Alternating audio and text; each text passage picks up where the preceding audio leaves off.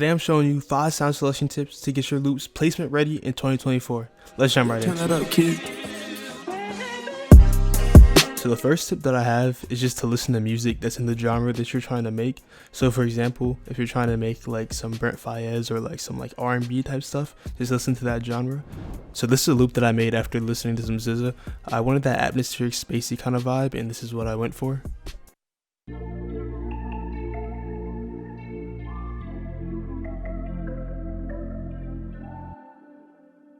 So there's a few elements missing from this track, but the idea that I'm trying to get at is that it's a lot easier to get inspired to make certain type of beats or loops if you're actually listening to that artist or that genre.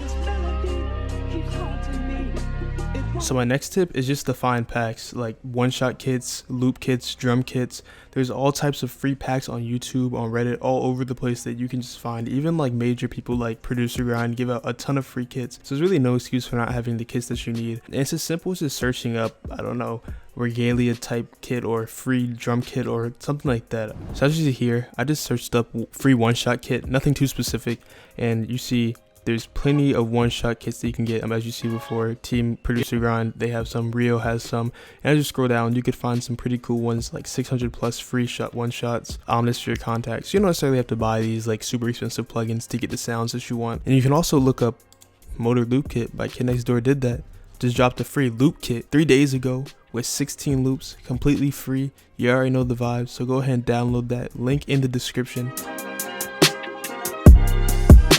I think another way to get great sounds, especially in 2024, is sound design. Because if for some reason you can't find like those one-shot kits or whatever that you're looking for, man, I would say invest in a plugin like Serum, which is like $10 a month, and just create your own sounds or learn how to create your own sounds.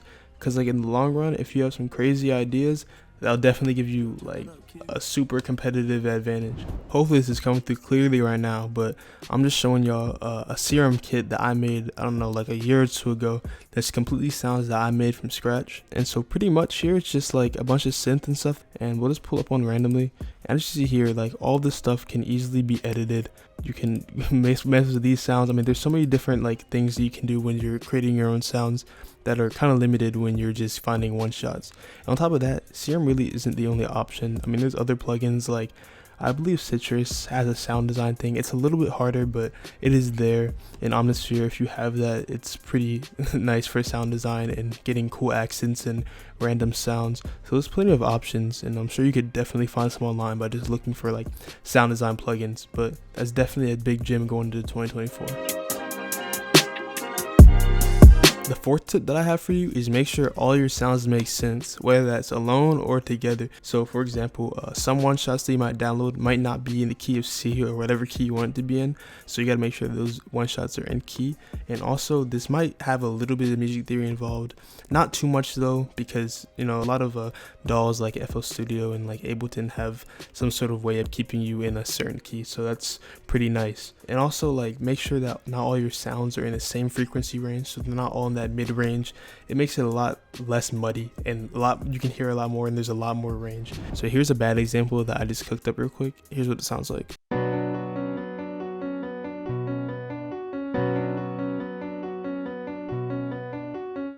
Like, it doesn't sound terrible right now, but when you put on 808s and a lot of other elements that are going to take up that same frequency range, it's not going to be fun to listen to. So pretty much all you want to do here, I would say, is just maybe bring up this arpeggiated piano, which is the same exact one as this chord. Maybe bring it up an octave, and maybe bring this bass down an octave, just to create more range. And of course, there's a lot of other things you could do, like EQ it, or reverb it, or halftime it, or there's so much salsa you can do. But just if you're trying to figure out the general idea of how to make melodies and make them sound good, is give all your melody, all your pieces some range or its own frequency, so it's not taking up too much of another melody's frequency. But after just making those simple changes, this is what it sounds like.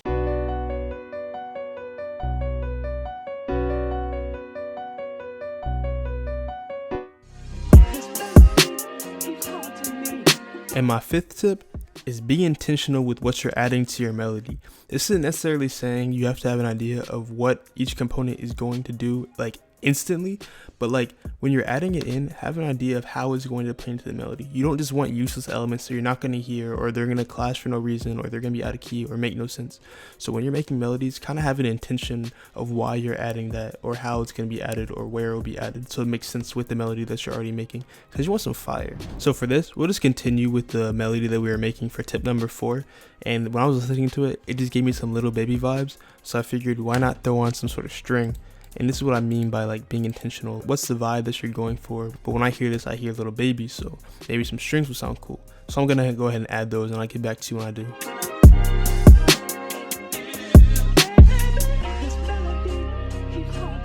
So yeah, I just added a pretty simple strumming string pattern to this piano melody. It's nothing too crazy, because I don't want it to overpower the melody. I just wanted it to be subtle and kind of match with the vibe that we're already having. So that's what this sounds like.